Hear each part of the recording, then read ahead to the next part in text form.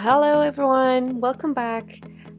So it's the beginning of the month, so this means that this video is going to be another bullet journal planning. And so as you can see, I've got my paper blanks Aurelia with me. So what I want to do this month is making a kind of minimal antique calligraphy theme. I don't know if that fits together, but I'm gonna explain to you in a second. So I want to make this paper look a little bit older, and I'm going to use coffee for that. So I'm going to experiment with this coffee, and then I'm going to attempt to write everything with my glass pen.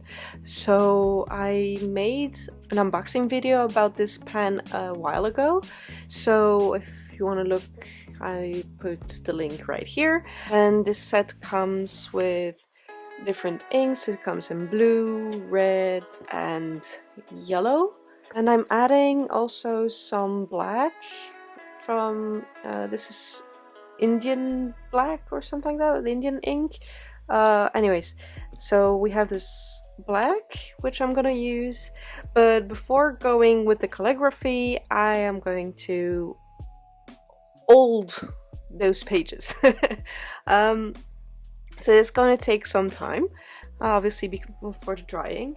What I'm gonna use is this blush and highlight brush, thick, that I have. I have a smaller one too. This is the finer one, but today I want to use this bigger one. I don't use makeup, or at least I don't use blush, and I bought these brushes specifically for painting, actually, or for this kind of purposes. These brushes are actually, they're kind of cheap because I bought them like in one of those cheap stores, but they absorb an enormous amount of liquid, so it's actually quite useful to apply big sections of ink or paint, or in this case coffee, to big pages. So this type of paper does not absorb an enormous amount of water, so I have to be careful with that. I want to apply the coffee first, so once it's dry I can go over with the ink. So let's go to it, and I'll start browning these pages.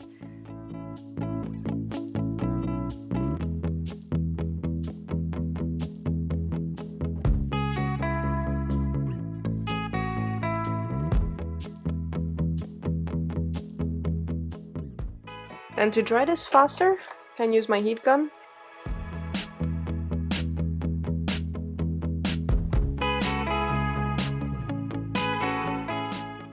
And then I'm gonna try and splash some drops.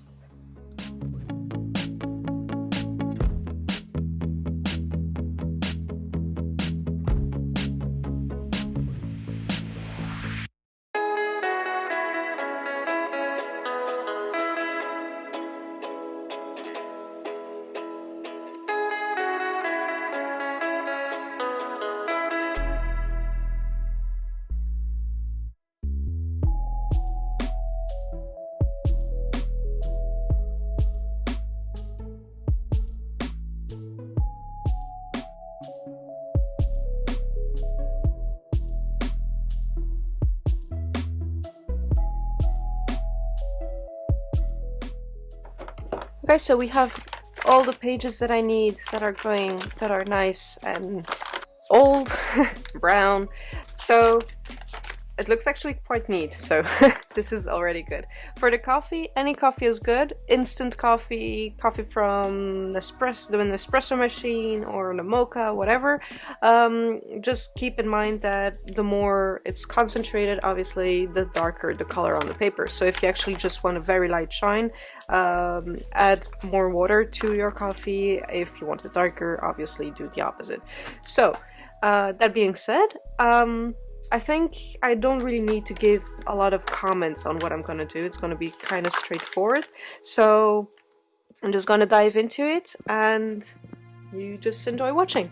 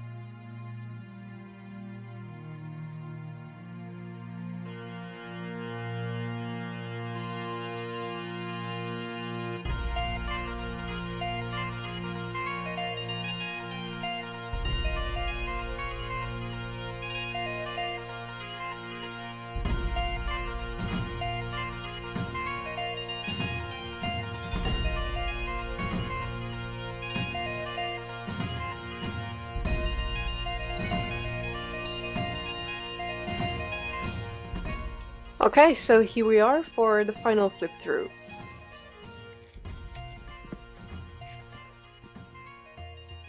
So we have the first page. As I said, it's gotta be very minimal, although it has this like oldish kind of vibe, or at least that's what I tried to give it. It stays minimal, so I didn't add actually any colors. I thought I would use one of these, but in the end I think I'm gonna leave it like this because I actually really like it. And so yeah, here we have the first page, my YouTube stats. These are little graphs that I usually make, but I change them actually from month to month according to different things. So I might keep working on that. But so this is kind of the page. Then here we have my classic grid that I use every month, but this time I actually want to try and fit a little bit of everything in it.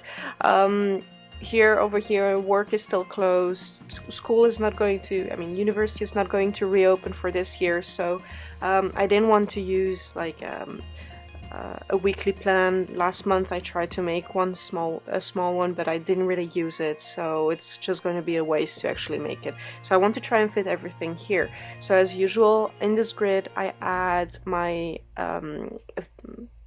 eventual appointments or things to do in the grid, and then I have a little key of symbols or shortened words that I can add in the lower corner of each square. So water change, because I have 3 aquariums, so I like to keep track of them. So water changes, headaches, which unfortunately I have quite often, and deadlines. So I might add more, but they actually all fit in the lower part of these little squares, so that's good. And there's always the note section in case I want to add some more information about things that are in the squares that don't fit, like for example place or phone numbers or addresses I need to remember and stuff like that. So this is it, because usually if I have an appointment, I usually put first the time and then a short name of what the appointment is. I usually remember, so this is way more than enough for me. Then we have the deadlines, very simple again, what, the subject, and when. And here we have the expenses, same kind of format. So the main expenses of a car, house, and then other expenses. So this was it. I like it a lot. This is actually one of the best setups I've made this year, I think, besides the first introductory pages from the year. But for the rest, I really like it. I hope you liked it too. So have a great day and see you next time. Bye!